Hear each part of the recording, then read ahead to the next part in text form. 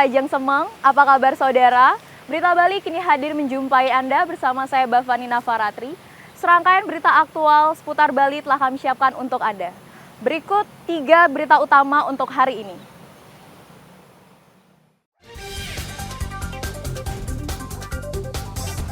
Untuk mengantisipasi bertambahnya kasus gigitan hewan penular rabies, Dinas Kesehatan Karangasem gencar melakukan vaksinasi.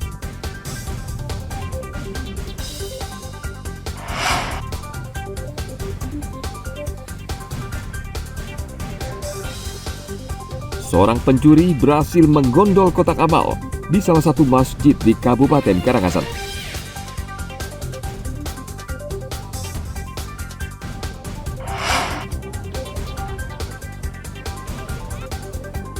Forum Air Dunia ke-10 memberi dampak positif bagi pariwisata di Bali.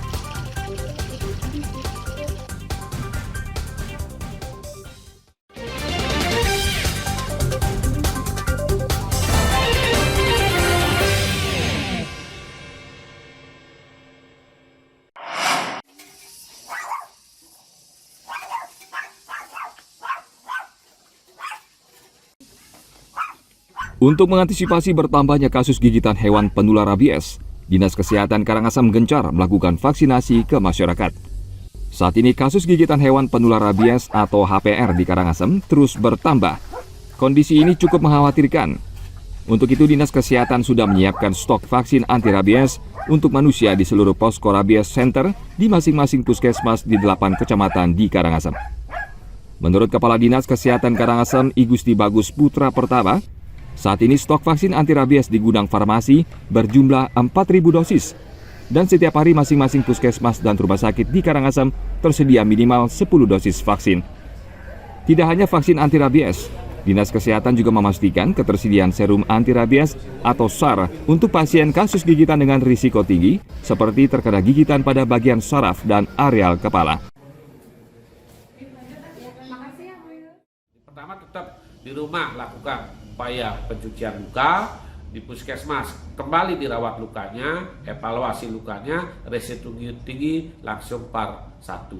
Selanjutnya hewan peliharaannya laporkan ke Dinas Pertanian untuk diobservasi atau diperiksa. Kita menunggu kesehatan rekomendasi dari pertanian.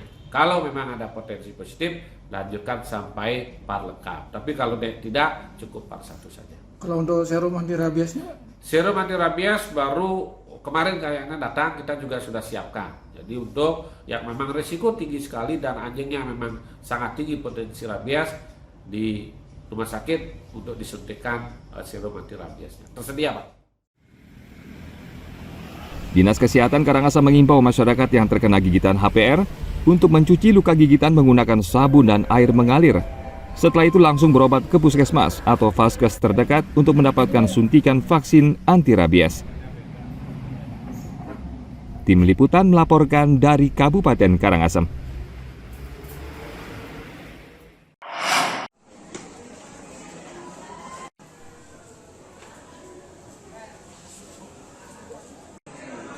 Calon anggota PPS di seluruh desa di Kabupaten Karangasem Jumat pekan lalu mengikuti tes CET yang berlangsung di 10 SMK dan SMA di Kabupaten Karangasem. Sekolah ini sengaja dipilih karena memiliki ruang komputer yang lengkap. Tes berjalan lancar, kendati sempat terkendala jaringan dan akses server. Ketua KPU Karangasem I Putu Dharma Budiasa menyebutkan, dari 461 calon peserta, ada 39 orang yang tidak lulus dan beberapa orang juga tidak hadir. Setelah tes tertulis, peserta yang lulus akan mengikuti tes seleksi wawancara untuk menjaring 3 orang anggota PPS yang akan bertugas di setiap desa. Untuk kegiatan hari ini kita melaksanakan tes CAT untuk calon PPS se-Kabupaten Karangasem yang terdiri dari 78 desa dan kelurahan, dan ini kita laksanakan di masing-masing kecamatan. Untuk satu sesinya ada nggak yang lebih dari satu sesi? Ada kita bagi, ada yang kalau pesertanya banyak di kecamatan itu, karena sekolah yang kita minta kerjasama itu alat UCAT-nya masih kurang, kita bagi 2 sesi. Itu ada kalau nggak salah di 2 kecamatan. Kalau bis tes ini kan kita nanti hasil CAT-nya langsung kita umumkan, setelah itu kita jadwalkan untuk wawancara untuk PPS yang lulus. Peserta yang lolos CIT akan diumumkan oleh KPU Karangasem pada tanggal 19 hingga 20 Mei 2024. Lalu, peserta yang lolos akan mengikuti tes wawancara yang akan digelar pada tanggal 21 hingga 23 Mei mendatang. Tim Liputan melaporkan dari Kabupaten Karangasem. Panitia Pemilihan Kecamatan mengikuti. KPU Badung melantik dan mengambil sumpah 30 anggota PPK pada hari Kamis 16 Mei di Geraha Pemilu Alaya Girinata di Jalan Keboiwa, Kabupaten Badung. Saat pendaftaran jumlah pelamar 95 orang, namun yang mengunggah ke Siakba 64 orang.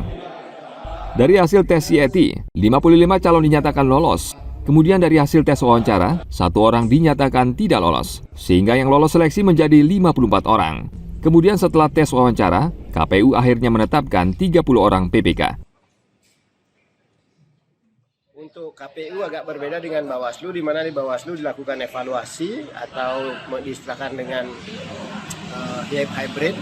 Ada evaluasinya, ada juga wawancaranya. Sementara kita murni melakukan rekrutmen ulang. Jadi dari total yang membuat akun di KPU Badung untuk PPK itu ada 94 orang, yang menyerahkan berkas ada 64 orang, yang lolos dari 64 orang menyerahkan berkas itu secara administrasi 58 orang. Sementara dari 58 orang yang hadir untuk mengikuti tes wawancara jumlahnya 55 orang.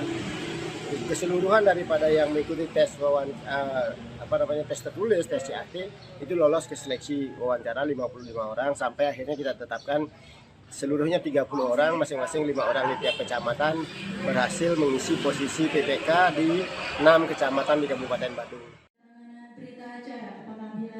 KPU akan menugaskan 5 anggota PPK di 6 kecamatan di Kabupaten Badung, yakni Kecamatan Kuta, Kuta Selatan, Kuta Utara, Bengui, Abian Semal, dan Petang.